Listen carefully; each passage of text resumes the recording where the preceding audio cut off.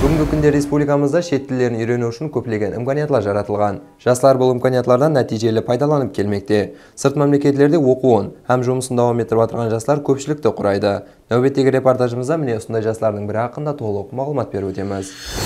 Қадамбай Сауберов 2018 жылы Қарақалпақстан медицина институтының стоматология факультетіне қабыл етіліп, осы жылы бұл оқу даргайын табысты тамамлады. Ол 5 жыл davomida институттың профессор оқытушыларынан әмели һәм теориялық жақтан білім алып, шет тілі есапланған неміс тілін Zoom платформасы арқылы онлайн түрде үйренген. Бірнеше жылдық ізденіс һәм өз үстінде ісленіп, 1 жыл ішінде GOT сертификатын алуға ерістім дейді қаһарманымыз өз сөздерінде. Оқушыны tugatganimdan keyin internetdagi nemis saytlaridan ish beruvchi izladim va 2-3 ta nemis ish beruvchilarini topib, ulardan shartnoma olishga muvaffaq bo'ldim. O'zim olgan shartnomam Germaniyani Nordrhein-Westfalen viloyati, ya'ni shimoliy taraflardagi Sprockhövel degan shahrida xususiy klinikaga stomatolog assistent yordamchi bo'lib shartnoma tuzildi. Hozirgi paytda mana shu noyabrni 1-noyabr sanasidan shu shaharda o'z faoliyatimni stomatolog assistent sifatida davom qildiraman. Tavsiya qilgan bo'lardim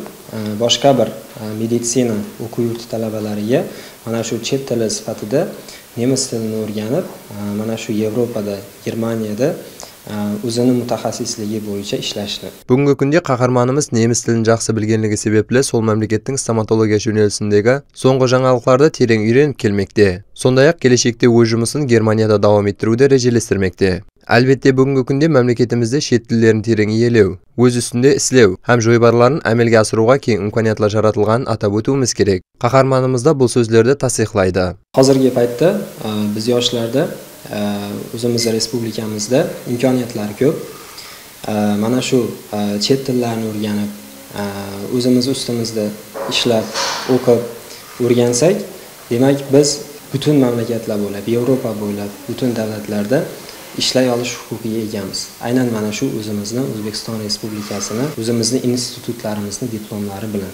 Aytmoqchi bo'lganim, mana shu bizni Qoraqalpog'iston tibbiyot institutidagi nazariy va amaliy bilimlarimiz yordamida va mana shu Qoraqalpog'iston tibbiyot institutining diplomlari yordamida men mana shu Yevropada o'z faoliyatimni davom qildirishim mumkin va buning uchun men prezidentimizga mana shu Qoraqalpog'iston tibbiyot instituti rektori Arala Taniyazovaga o'z minnatdorchiligimni bildiraman.